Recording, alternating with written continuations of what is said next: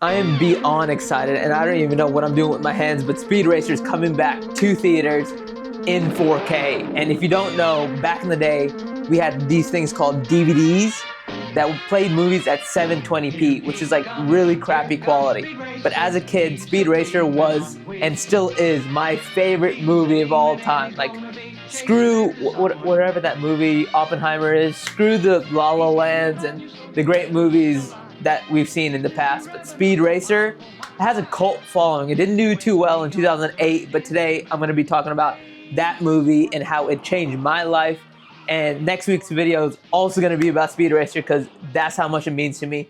But we're going to get more into the driving aspect and the sport of Speed Racer, if that makes any sense. But today, strictly Speed Racer. I'm going to watch it on Monday, on April 20th, in IMAX. I don't even know what IMAX is. I asked one of my friends in class recently, and he was like, IMAX is just a wider screen. And I thought it was like a dome for some reason. Because as a kid on a field trip, I went to a zoo one time, and they had this like dome theater where it's like you're like inside of a sphere, and you're watching like a nature documentary. But it's not that. Anyway, it's still good. I'm excited to see all the colors and the vibrantness of Speed Racer. So back when I was a kid, I used to have this weird DVD player that was like my best friend because I didn't have anyone to play with. I had this small DVD player called like a Sanyo, I don't know. That company's dead now. Like a lot of other companies back in the past, like Sharp, I think they made microwaves. But Sanyo was like one of the big three or big four companies that made like TVs and DVD players. And I had this, I don't know where it is, I put it somewhere, but I had this DVD of Speed Racer, and that movie, Hot Wheels World Race, and Cars were my three favorite movies. And that's why I do motorsports. That's why I do racing on YouTube, even to this day in 2026. I was 4 at the time in 2008 when I saw Speed Racer in theaters. And I watched it 3 or 4 times. And I remember every single time I went, my dad would just like sit next to me and just fall asleep. I mean, he loves cars, but it wasn't that interesting because realistically, Speed Racer is a kid movie. It's meant for kids. But as you grow older, like a lot of movies that we watched as kids, you appreciate it more because the lessons that you didn't get as a kid, or like the secret stuff inside the movie that's like meant for adults, you didn't get, you get it now as an adult. But those 3 movies literally shaped me as a person that I am today. Everything that I focus on, specifically drifting wise, is because of movies like Cars, Speed Racer, and Hot Wheels World Race. But with Speed Racer, I'm not gonna get too deep into the driving because I'm gonna do that next video. But if you watch the movie, it's constant sliding. Every single car is like constantly sliding. But I don't know, something was just so cool about the cars in that movie, and everything was just vibrant. You know that meme where it says, "Oh yeah, life in 2016," and then life in 2026 or like 2025. It's like grayscale now.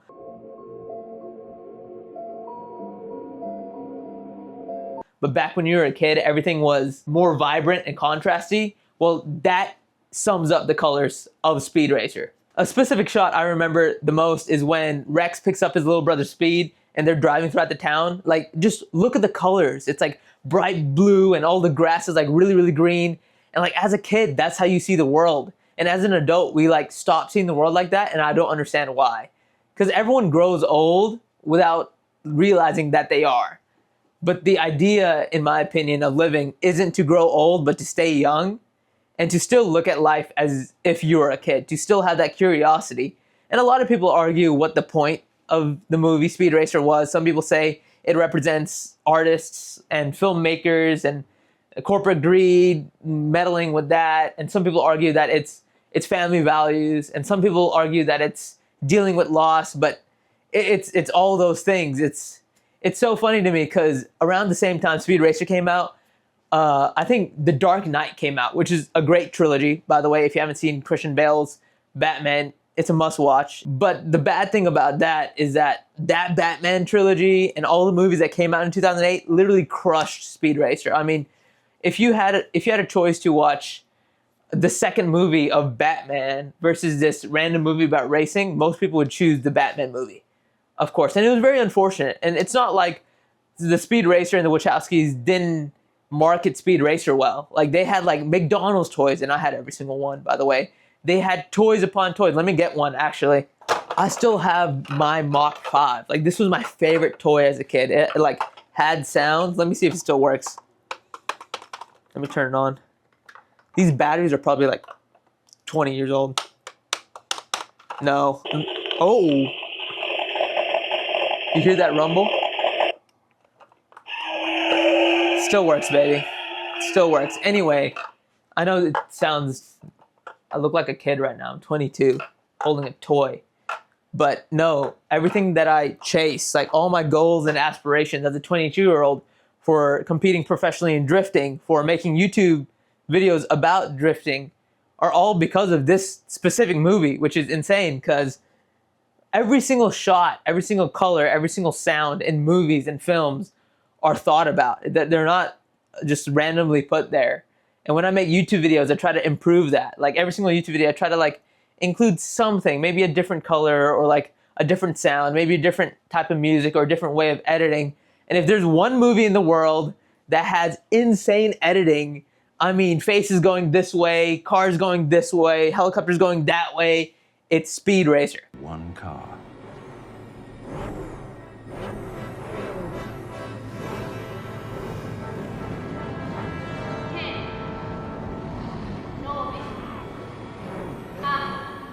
This ain't a race.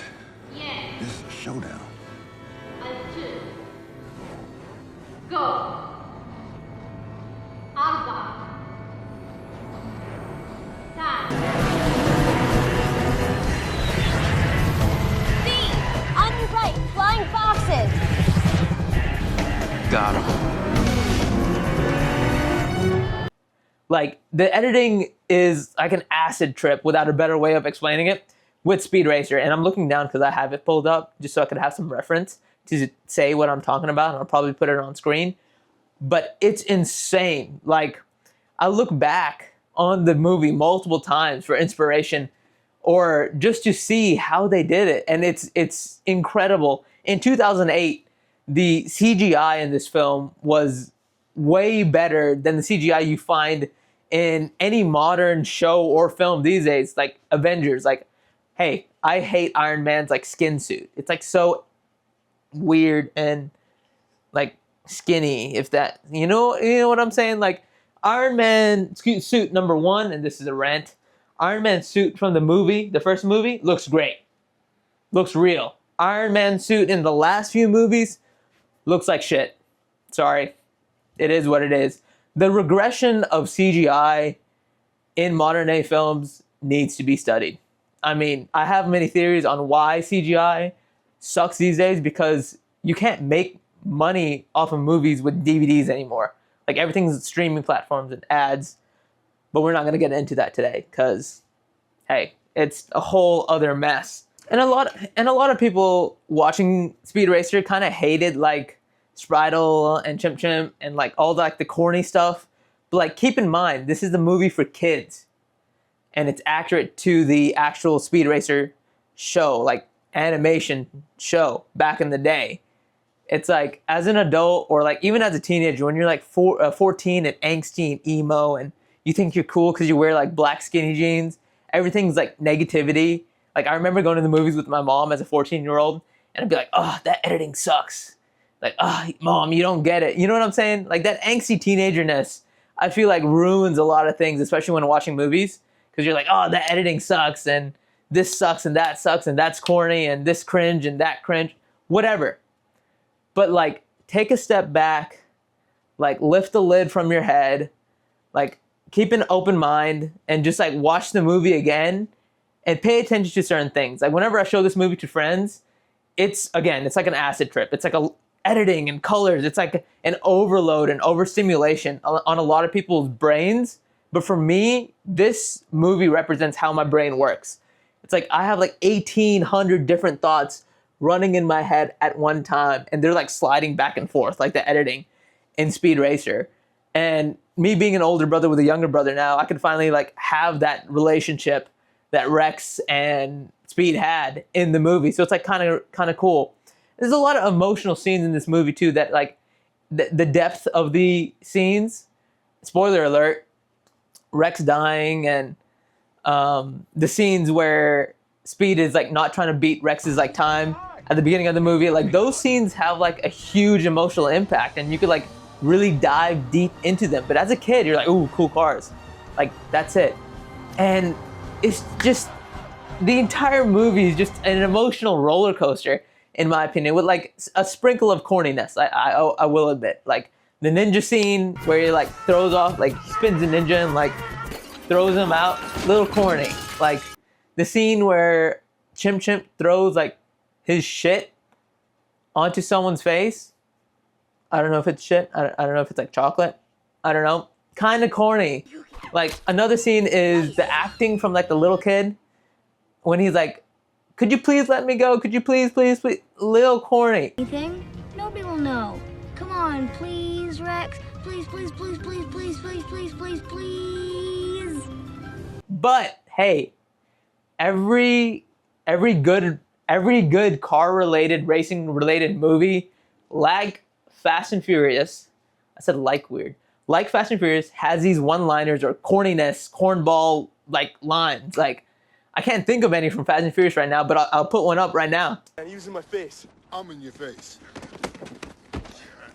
Relax. But back to like the emotional scenes. There's a scene where Speed asks like Racer X, like, hey, like, are you my brother? And Racer X is like, nah, like, I'm not your brother. And like at the end of the movie, he could have told his family that, hey, the brother's still alive, spoiler alert, but he didn't, because in that specific scene where like they're at that racetrack at night, it's a realization where Speed isn't racing for Racer X anymore, or sorry, Speed isn't racing for Rex anymore. He's racing for himself at that point.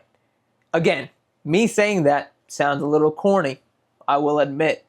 But for me, I want to pursue motorsports professionally, specifically in Formula Drift, probably 100% because of this movie, Cars and Hot Wheels. And a lot of people ask me, oh, it's not worth it, you know, this and that. There's a lot of money. And everyone has these excuses when it comes to like competing in motorsports. Because to be honest, racing is literally burning money. Burning rubber, burning fuel, burning time, burning whatever. But this movie goes into it and goes into why people race and why it's that important. And for some people, people race because of sponsorships, because that's the only way they race, which is great. And they race because they have this competitive energy, which is amazing. Some people race to inspire others. I mean, look at the wall. I have Chelsea Denofa's like car up on the wall. I'm a Toyota guy. That's a Mustang. Why do I have him on the wall? Because that driver, if you don't know who it is, 2023 Formula Drift champion, I look at it when I'm working at my desk, and that inspires me to like work harder towards my goal and competing in FD in the future. And some people race to inspire other people. So there's a quote in the movie that says, and I want to get it word for word, so I'm going to look down and read it off. It doesn't matter if racing never changes. What matters is if we let racing change us, which is crazy because there's so many kids out there, and even teenagers, even kids my age, and I call them kids because I'm a kid personally, 20-year-olds, teenagers, whatever it may be, that want to race, that want to compete, that want to be involved in motorsports. But like their dreams are crushed at such an early age, and that it's very sad to me. But it's also because we don't have many inspirational movies like Speed Racer that come out anymore that inspire kids like me when I was a kid. But I could talk about that subject for hours and hours and hours, and Speed Racer for multiple hours, but I'm going to try to keep this video short for y'all. I'm rambling here and there, but if you want more videos of Speed Racer, let me know in the future. And I'm just going to pause for one moment, hit that like and subscribe button, because I post whatever I want to post every single Sunday, no matter what, just for y'all. Just like old YouTube, where it's a guy with a camera, not knowing what he's doing, and raw documentation. So to sum it up, there are a lot of great scenes in this movie. A lot of great scenes. And watching this movie multiple times throughout my life is the reason why I'm pursuing motorsports. It's the reason why I'm in engineering too, because all the cool gadgets in the Mach 5 and in the Mach 6 and in just racing in general and Speed Racer, it makes me not only want to be an engineer that makes art, that drives like Speed Racer that makes art. Everything, and it's, again, sounds corny, I will admit, but it's corny until it works. Like, all these videos are corny. Like, all the videos on my YouTube channel are corny, okay? Like, look at Speed Racer. Millions of dollars in that movie. Didn't do too well. Seen as corny in some scenes, but now it's come back to theaters because people have appreciated it over the time and want to get it back and see it again and get inspired by it. It's like all these videos that I make on YouTube, corny. No one watches them. 0 subscribers, or like, thanks for 660. I think that's where I'm at. But again, it's like all these videos that I make, corny. But so what? It's corny till it works. It's cringe till it works. And that's the Speed Racer coming out into theaters again in 4K is a testament to that.